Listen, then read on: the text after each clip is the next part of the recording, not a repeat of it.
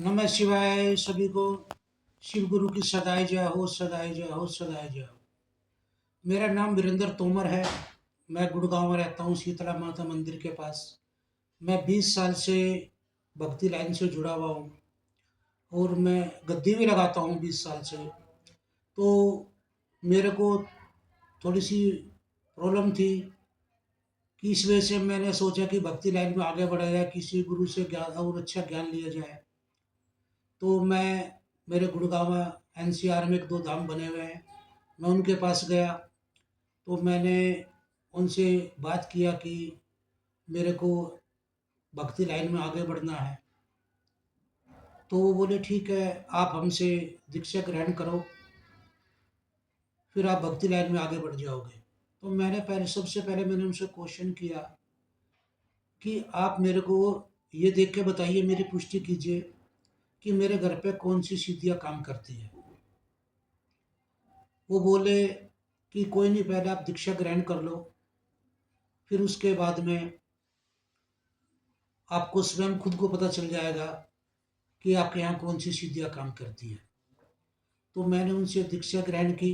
दीक्षा ग्रहण करने के बाद में मैंने 2 साल तक उनसे कहा, जो बताया वह जब तब किया, मगर उससे कोई मेरे को अनुभव नहीं हुए। और उल्टा मेरे को प्रॉब्लम होगी कि जो मेरे घर में सिद्धियाँ काम करती थी, जो मेरे को दिखती थी, वो दिखनी बंद होगी मेरे को। तो मैंने फिर तो पूछा, मैं गुरुजी मेरे को तो जो सिद्धियाँ दिखती थी वो भी बंद हो गई, ऐसा क्या हुआ? कह रहे कुछ नहीं, आप जाप करते रहो, सब ठीक हो जाएगा। तो फिर मेरे को थोड़ी और प्रॉब्लम होने लगी, तो मेरे को वहाँ से अच्छा नहीं लगा। तो फिर मैंने रवीना बहन जी से कांटेक्ट किया, गोपाल जी गुरु जी से कांटेक्ट किया। मैं गुरुदेव, सबसे पहले तो मेरी ये प्रॉब्लम है, आप इसको सोल्व करो, तो मैं फिर आगे आपसे बातें करूँगा।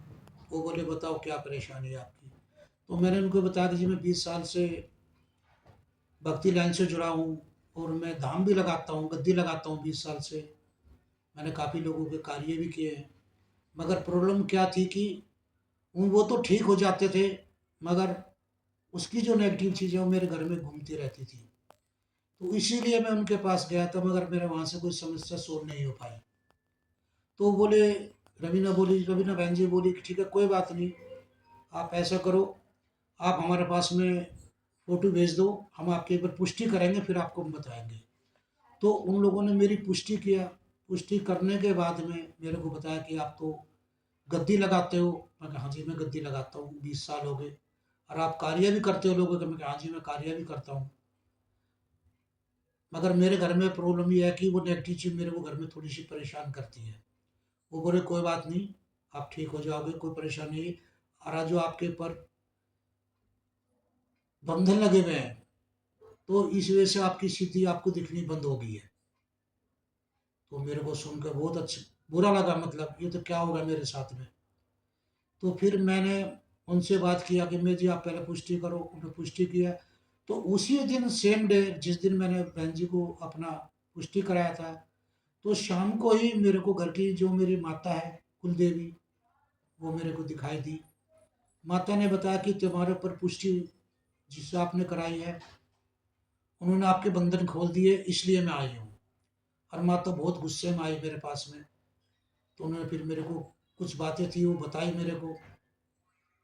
तो उससे फिर मेरे को बहुत अच्छा लगा। तो फिर मैंने नेक्स्ट डे बहन जी से मैंने दीक्षा ग्रहण की। और जैसे ही दीक्षा ग्रहण की सेम डे मेरे को इतने अच्छे अच्छे अनुभव हुए कि मैं तो बहुत देख के ही इतना वो हो गई, ऐसे कैसे हो सकता है। तो फिर मैंने बहन जी से कांटेक्ट किया कि कह रहे कोई बात नहीं, अभी आपका फर्स्ट डे है, कोई नहीं, आप आगे जाप करते रहो। तो फिर मैं ऐसे ही जाप करता रहा, तो मेरी जो घर की सिद्धियाँ हैं वो भी फिर मेरे पास दोबारा आने लगी। और मेरे से काफ़ी अच्छे अच्छे मतलब अनुभव भी दिखाए उन लोगों ने मेरे को। तो फिर उसके थोड़े दिन बाद में मेरे मूलाधार चक्कर से उठता हुआ मेरे आगे चर तक मेरे को बहुत तेज़ वाइब्रेशन हुई। और वाइब्रेशन हुई तो मेरे को लगा ये क्या हो रहा है मेरे साथ में। पर फिर मैं जाप में बैठा रहा। तो जाप में बैठा रहा तो फिर मेरे को एकदम मेरी आंखों में इतनी तेज़ जलन हुई, बहुत ज़्यादा, और मेरी आगे चक्कर पे भी बहुत तेज़ दर्द हुआ। तो एकदम मेरे को ऐसे झटका सा लगा, और एकदम जो मेरे घर में मेरी सीढ़ियाँ थी, वो एकदम मेरे को सामने दिखाई देगी। तो उसी से ही फिर मैंने उनसे बातें की, तो कुछ बातें ऐसी है कि बहुत अच्छी-अच्छी है। तो फिर जब से ही मेरे को सब कुछ दिखने लगा, और आज ये है कि मैं और लोगों के बारे में बता देता हूँ सब कुछ, कि तुम्हारे घर पे क्या नेगेटिव काम कर, कौन सी नेगेटिव चीज़ है, कि आपके घर में क्या देवी देवता काम करते हैं, कौन से आपके घर के पितर हैं, और वो किस तरीके के आएंगे, ये मैं सब बताने लगा हूँ। और ये तो रवीना बहन जी का और गोपी गुरु जी का इतना मैं एहसान मानता हूँ कि मैं उनके लिए कुछ लफ्ज नहीं मेरे पास कहने के लिए।